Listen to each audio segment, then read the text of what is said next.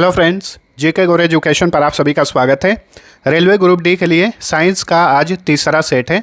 मैंने आप सभी को पहले ही बोला है कि एग्ज़ाम होने तक ये साइंस का हमारा सेट कंटिन्यू जारी रहेगा और मैंने आप सभी को वादा किया हुआ है, गारंटी दिया हुआ है कि 25 साइंस का क्वेश्चन पूछेगा, उसमें से 20 में सही करा के रहूँगा। 20 क्वेश्चन सही कराने की जिम्मेदारी हमारी है। बाकी आप कहीं और भी पढ़े होंगे तो 5 भी आपका सही हो जाएगा। यानी 100% साइंस में आपको मार्क्स लाना ही है और ये हमने टारगेट भी सेट किया हुआ है। तो प्रत्येक सेट में हम डेली 25 क्वेश्चन को देखते हैं। डेली 6 बजे सुबह में हमारा ये सेट आ जाता है। तो जो लोग अभी तक पिछला 2 सेट नहीं लगाए हैं, ज़रूर लगा लीजिएगा। एकदम से रेलवे ग्रुप डी के पैटर्न पर आधारित ये सारे क्वेश्चन है। जिस तरह रेलवे ग्रुप डी में क्वेश्चन पूछा जाता है, ठीक उसी तरीके से मैं कवर कराता हूँ और साथ साथ में एक्स्ट्रा पॉइंट्स भी बताता हूँ। ठीक है, और आप सभी को नोट्स नहीं बनाना है, बार बार बोलता हूँ, केवल वीडियो को देखा करिए, नोट्स मत बनाइए, नोट्स को बाद में बनाइएगा। ठीक है, ध्यानपूर्वक डेली सुबह में उठिए, बेड पे लेटे लेटे इस क्लास को देख लीजिए। 20 से 25 मिनट का क्लास होता है। तो चलिए अब आज का क्लास शुरू करते हैं। और आपसे एक रिक्वेस्ट है, वीडियो पसंद आता है तो लाइक और शेयर जरूर किया करिए। चलिए, आज का पहला क्वेश्चन है, घर्षण द्वारा किया गया कार्य होता है। कैसा होता है? धनात्मक होता है, शून्य होता है, उदासीन होता है या ऋणात्मक होता है? बताइए। तो घर्षण द्वारा किया गया कार्य हमेशा ऋणात्मक होता है। ऑप्शन डी राइट आंसर है, क्योंकि घर्षण बल हमेशा जो है गति का विरोध करता है, जिससे गतिज ऊर्जा जो है ऊष्मीय ऊर्जा में यानी तापीय ऊर्जा में बदल जाती है। तो घर्षण द्वारा किया गया कार्य हमेशा ऋणात्मक होता है। ठीक है। अच्छा, एक चीज़ बताइए, घर्षण बल जब गति का विरोध करता है, घर्षण बल जब गति का विरोध करता है, तब बल और विस्थापन के बीच का कोण हमेशा कितना डिग्री होता है? 180 डिग्री का होता है। ध्यान रखिएगा। ठीक है, घर्षण बल जब गति का विरोध करता है तब बल और विस्थापन के बीच का कोण जो है हमेशा 180 डिग्री का होता है और घर्षण द्वारा किया गया कार्य हमेशा ऋणात्मक होता है। चलिए अगला क्वेश्चन। हाँ, ये आप सभी के लिए क्विज है, बहुत ही आसान क्वेश्चन है। रेलवे ग्रुप डी की आप तैयारी करते हैं तो ये आपके लिए हलवा क्वेश्चन है। बताइए इसका आंसर कार्य बराबर क्या होता है? ठीक है, आंसर इसका कमेंट करिए। चलिए अगला क्वेश्चन, आवर्त सारणी में कौन सर्वाधिक अभिक्रियाशील धातु है? Very very very important question है ये। बताइए कि आवर्त सारणी में कौन सर्वाधिक अभिक्रियाशील धातु है? तो ये है फ्रांसियम, जिसे Fr से सूचित किया जाता है। ठीक है, फ्रांसियम जो है आवर्त सारणी में सबसे अधिक अभिक्रियाशील धातु है। लेकिन यहाँ पे एक बात ध्यान से सुनिए, लेकिन फ्रांसियम की उच्च रेडियोधर्मिता और बहुत कम मात्रा में उपलब्धता के कारण एक सीजियम है, सीजियम धातु है, सीजियम, इसे Cs से सूचित किया जाता है। सीजियम को सबसे अभिक्रियाशील धातु माना जाता है। क्यों? क्योंकि फ्रांसियम जो है इसकी उच्च रेडियोधर्मिता होती है और बहुत कम मात्रा में ये उपलब्ध होता है। बट आवर्त सारणी के अनुसार फ्रांसियम सर्वाधिक अभिक्रियाशील धातु है और सीजियम दूसरा सर्वाधिक अभिक्रियाशील धातु है। ठीक है। अगर क्वेश्चन इस तरीके से पूछे कि व्यवहारिक उपयोग के लिए सर्वाधिक अभिक्रियाशील धातु कौन है, तो सीजियम राइट आंसर मानिएगा। ठीक है, व्यवहारिक उपयोग के लिए सबसे अधिक अभिक्रियाशील धातु कौन सी है? तो ये सीजियम है। तो ध्यान रखिए, फ्रांसियम सबसे अधिक अभिक्रियाशील धातु है आवर्त सारणी के अनुसार, सीजियम दूसरे स्थान पे है। तीसरा सबसे अधिक अभिक्रियाशील धातु कौन है? ये है पोटेशियम। ठीक है, पोटेशियम। चौथा सबसे अभिक्रियाशील धातु कौन सा है? सोडियम है। ठीक है। चलिए अगला क्वेश्चन, निम्नलिखित में से कौन सा उत्सर्जी पदार्थ पौधों के पुराने जाइलम में संग्रहित होता है यानी जमा होता है? कौन सा उत्सर्जी पदार्थ जो है पौधों के पुराने जाइलम में संग्रहित होता है? जाइलम का क्या कार्य होता है? पौधों में जल का परिवहन करना। पूरे पौधों में कोने कोने तक जल का परिवहन कौन करता है? तो ये जाइलम उत्तक द्वारा किया जाता है। ठीक है, तो क्वेश्चन पूछ रहा है कि कौन सा उत्सर्जी पदार्थ पौधों के पुराने जाइलम में संग्रहित होता है? तो ये है राल, जिसे रेजिन भी कहा जाता है। ठीक है, ध्यान रखिएगा, पौधों में उत्सर्जी अंग नहीं होते हैं बट उत्सर्जी पदार्थ होता है। कौन कौन से उत्सर्जी पदार्थ हैं?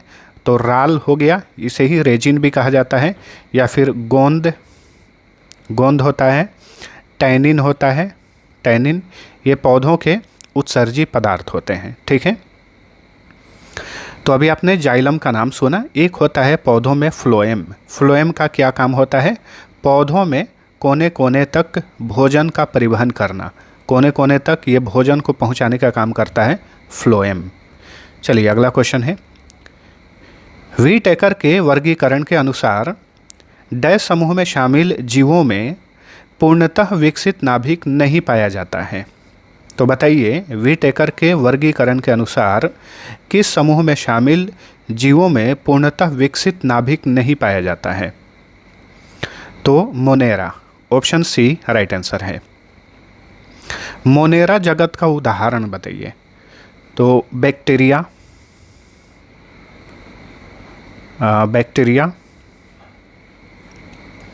ध्यान से देखिए, मोनेरा जगत का ही उदाहरण है।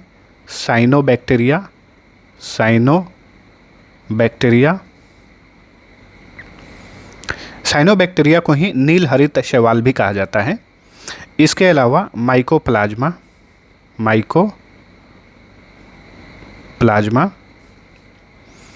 और आर्की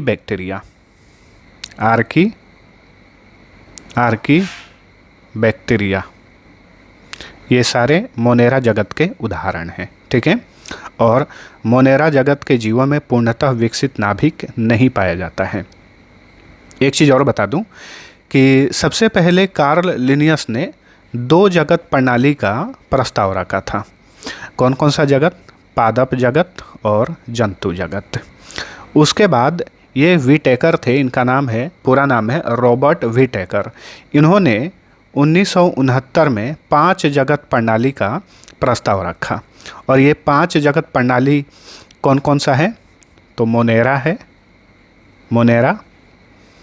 इसके अलावा प्रोटिस्टा, कवक, पादप और जंतु।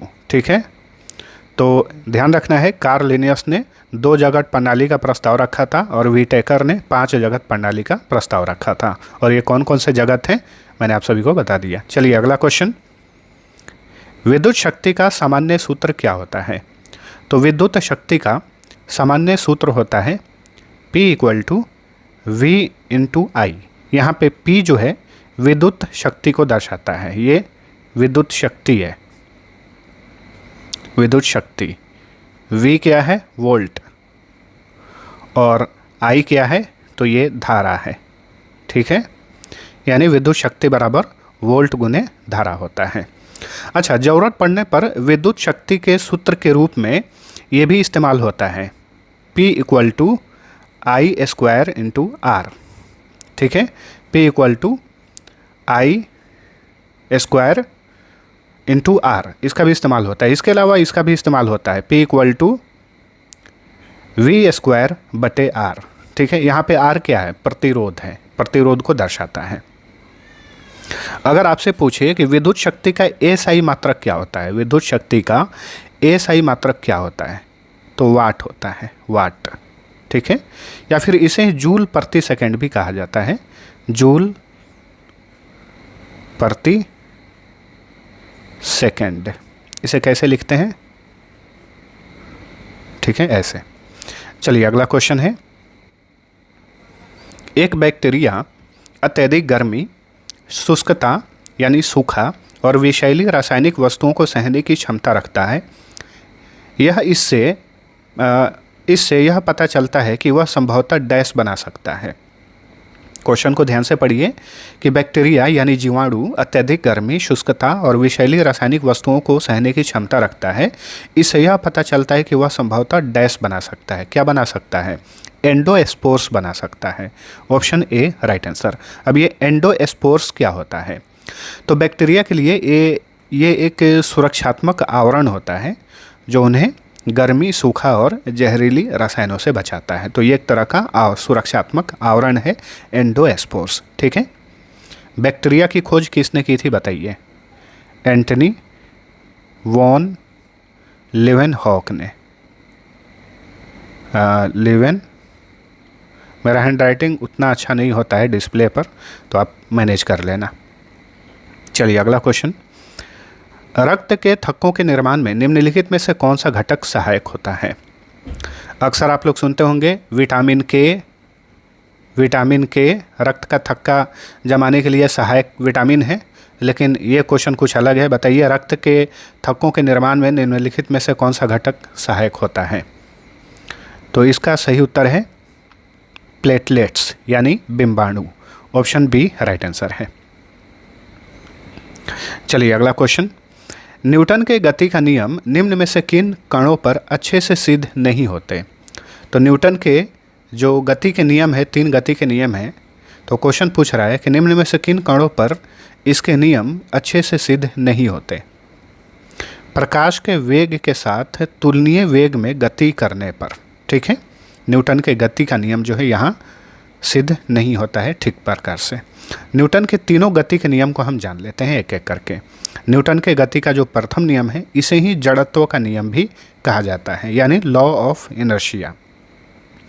यह नियम कहता है कि कोई वस्तु अपने स्थिर या एक समान गति की अवस्था में तब तक बनी रहती है जब तक उस पर कोई बाह्य बल यानी बाहरी बल न लगाया जाए।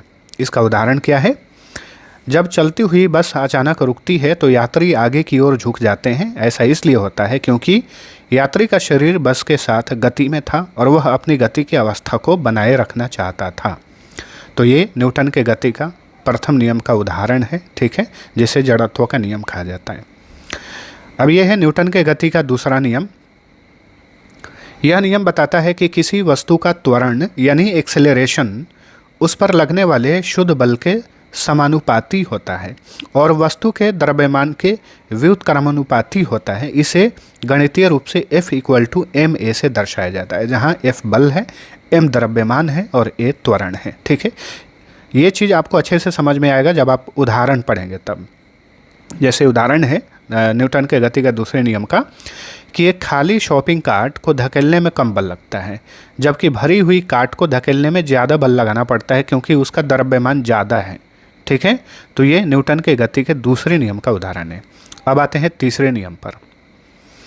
न्यूटन के गति के तीसरे नियम के अनुसार प्रत्येक क्रिया के लिए एक समान और विपरीत प्रतिक्रिया होती है। इसका मतलब है कि जब दो वस्तुएं एक दूसरे पर बल लगाती हैं तो पहली वस्तु दूसरी वस्तु पर जितना बल लगाती है, दूसरी वस्तु भी पहली वस्तु पर ठीक उतना ही बल विपरीत दिशा में लगाती है। इसका उदाहरण देखिए, एक रॉकेट गैसों के नीचे की ओर धकेलता है और गैसें बदले में रॉकेट को ऊपर की ओर धकेलती हैं। तो ये प्रतिक्रिया है जिससे रॉकेट उड़ता है। ठीक है, तो रॉकेट गैसों को नीचे की ओर जिस बल से धकेलता है उसी बल से गैसें रॉकेट को ऊपर की ओर धकेलती हैं। ठीक है, तो ये न्यूटन के गति का तीसरा नियम है। चलिए अगला क्वेश्चन है, यदि किसी वस्तु का द्रव्यमान 10 किलोग्राम है और आयतन 2 घन मीटर है तो उसका घनत्व कितना होगा? तो घनत्व का सूत्र होता है घनत्व = द्रव्यमान बटे आयतन, ये सूत्र होता है। ठीक है, घनत्व बराबर द्रव्यमान बटे आयतन। यहाँ पे वस्तु का द्रव्यमान कितना है? 10 किलोग्राम है, 10 kg है, और आयतन कितना है? 2 घन मीटर है। ठीक है, 2 घन मीटर है। तो इसको कट करिए, कितना आएगा? 5 आएगा। तो 5 क्या होगा? 5 किलोग्राम प्रति घन मीटर। ये राइट आंसर हो जाएगा, ऑप्शन डी। ठीक है, अब यहाँ पे कुछ और इम्पोर्टेंट पॉइंट बन रहा है। बताइए द्रव्यमान की इकाई क्या होती है? द्रव्यमान की इकाई बताइए। इसकी इकाई है किलोग्राम। ठीक है, अच्छा आयतन की इकाई क्या है? आयतन की इकाई, तो आयतन की इकाई घन मीटर, घन मीटर। अच्छा घनत्व की इकाई क्या है? घनत्व की इकाई तो घनत्व की इकाई है किलोग्राम प्रति घन मीटर। किलोग्राम प्रति घन मीटर ये इसकी इकाई है। चलिए अगला क्वेश्चन। स्वतंत्र रूप से धरती पर किस पिंड के गिरने पर 2 सेकंड में तय की जाने वाली दूरी क्या होगी? किसी पिंड होगा, किस पिंड के नहीं, किसी पिंड। स्वतंत्र रूप से धरती पर किसी पिंड के गिरने पर 2 सेकंड में तय की जाने वाली दूरी क्या होगी? तो देखिए, स्वतंत्र रूप से जब कोई पिंड पृथ्वी पर गिरती है तो जितने समय में वो कोई दूरी तय करती है उसके लिए एक सूत्र होता है। सूत्र होता है S बराबर 1/2 गुने G गुने T²। यहाँ पे ये S जो है ये तय की गई दूरी है, तय की गई दूरी, ठीक है। G जो है ये गुरुत्वीय त्वरण को बताता है, गुरुत्वीय त्वरण। और ये T क्या बताता है? समय को बताता है, ठीक है।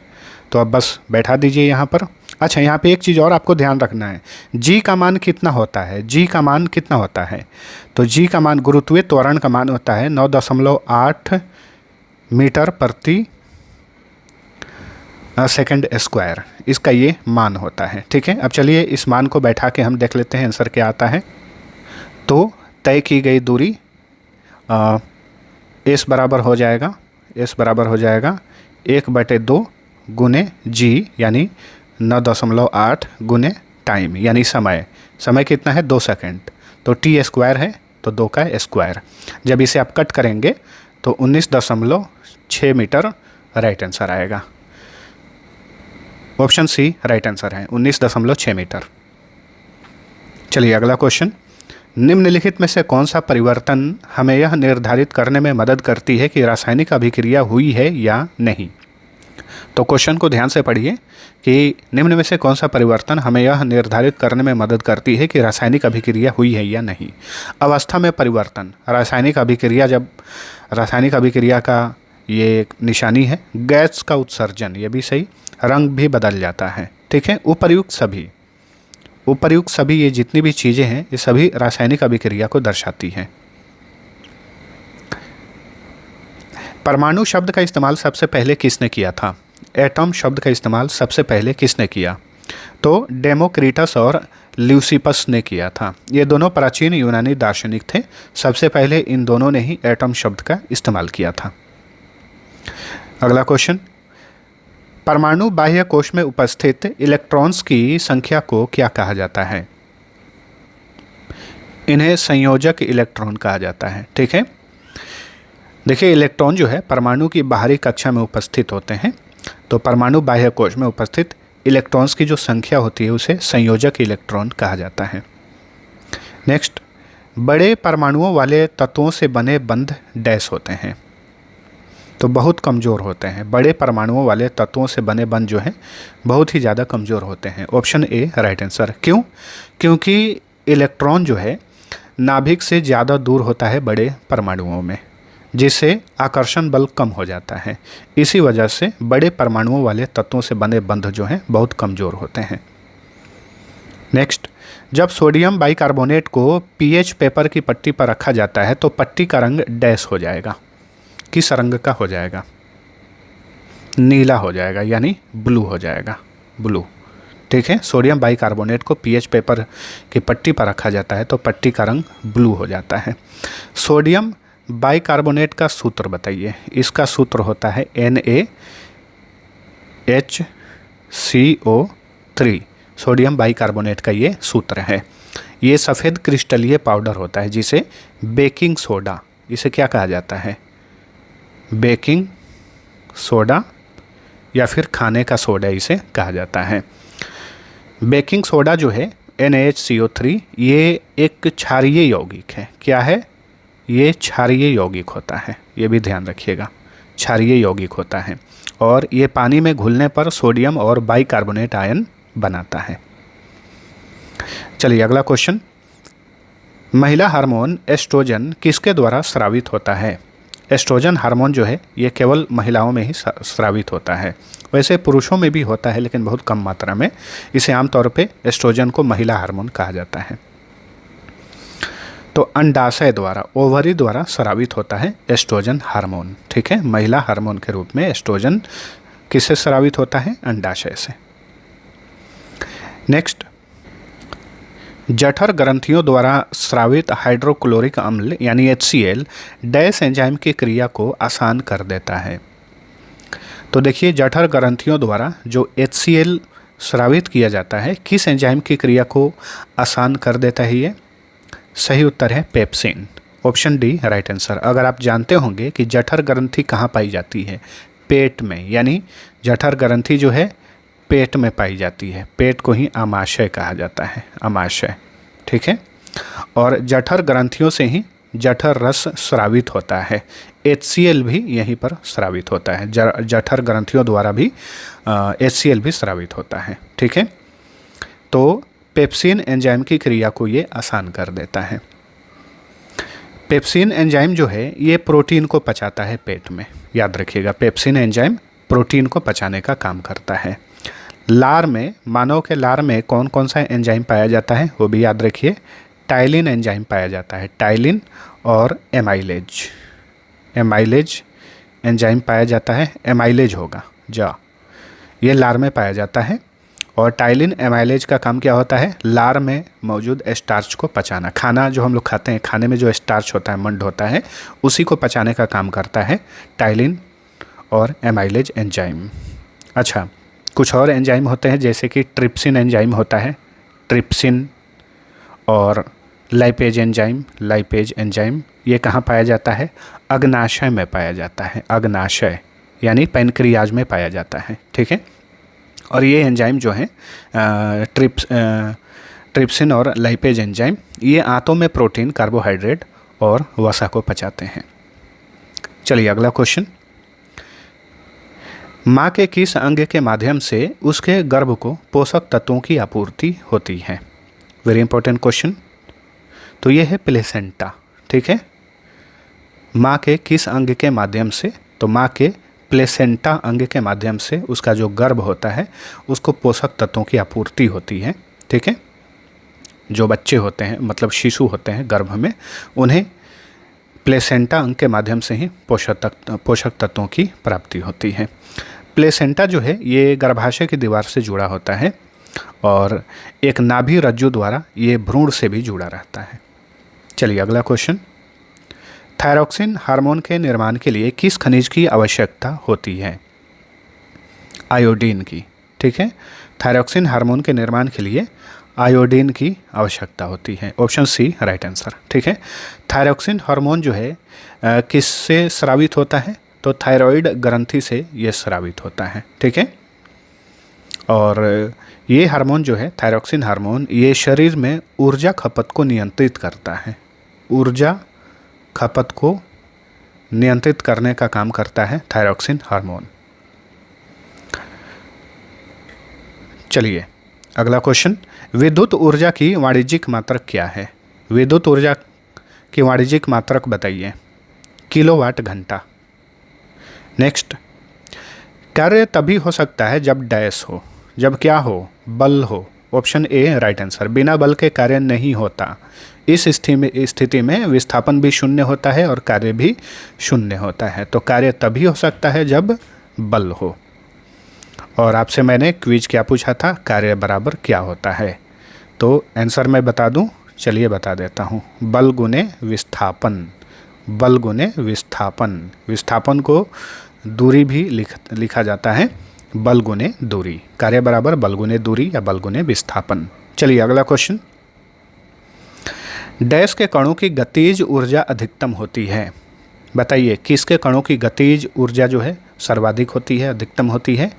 तो गैस के कणों की गतिज ऊर्जा अधिकतम होती है। ठीक है, ध्यान दीजिए, कणों की गति तापमान से संबंधित होती है। ठीक है, यानी तापमान बढ़ने पर कणों की गति और गतिज ऊर्जा दोनों बढ़ जाती है। इसका मतलब ये हुआ, गैसों में सबसे अधिक तापमान होता है तो उसके कणों की गति और गतिज ऊर्जा दोनों क्या होगी? सर्वाधिक होगी, अधिकतम होगी। चलिए अगला क्वेश्चन, मधुमक्खी के डंक से होने वाले दर्द से राहत पाने के लिए इनमें से किस रसायन को लगाया जाता है, इनमें से किस रसायन का इस्तेमाल किया जाता है, और ये सूत्र में लिखा गया है, फॉर्मूला में, ठीक है, नाम नहीं लिखा गया है। राइट आंसर है ऑप्शन डी NaHCO3। और अभी मैंने आप सभी को बताया है ये किसका रासायनिक सूत्र है, ये सोडियम बाइकार्बोनेट का रासायनिक सूत्र है। सोडियम बाइकार्बोनेट का ये रासायनिक सूत्र होता है, ठीक है। अच्छा, क्वेश्चन पूछे कि मधुमक्खियों के डंक में से कौन सा एसिड रिलीज होता है, मतलब उनके डंक में कौन सा एसिड होता है, फॉर्मिक एसिड होता है उनके डंक में, ठीक है, फॉर्मिक एसिड होता है।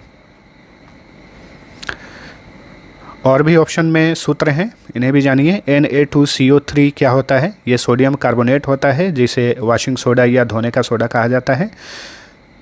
ये सोडियम कार्बोनेट का सूत्र है, लिख दे रहा हूँ, सोडियम कार्बोनेट। वहीं CaSO4 जो है ये कैल्शियम सल्फेट का सूत्र है, कैल्शियम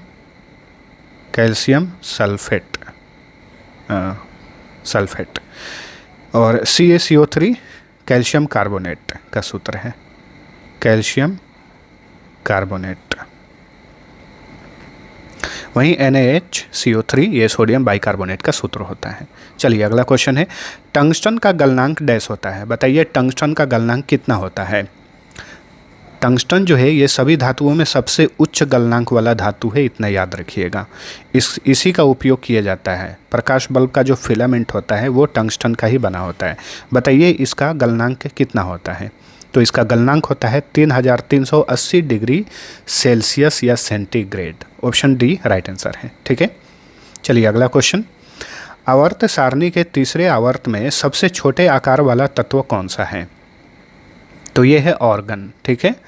आवर्त सारणी में जब भी लेफ्ट से राइट की ओर जाते हैं तो तत्वों का परमाणु आकार घटता है, ठीक है, और आर्गन जो है इस आवर्त का अंतिम तत्व है। तो आवर्त सारणी के तीसरे आवर्त में सबसे छोटे आकार वाला तत्व कौन सा हुआ, ऑर्गन हुआ। आवर्त सारणी के ऊपर एक स्पेशल वीडियो मैं बनाऊंगा, उस वीडियो को आप लोग ज़रूर देखिएगा, उसमें सारे इंपॉर्टेंट क्वेश्चन को कवर करेंगे। तो ये क्विज था, क्विज का आंसर वैसे मैंने आप सभी को बता दिया है। तो आप सभी को आज का ये वीडियो पसंद आया है तो लाइक और शेयर ज़रूर करना। अब चलिए मिलते हैं अगले वीडियो में, तब तक के लिए टेक केयर।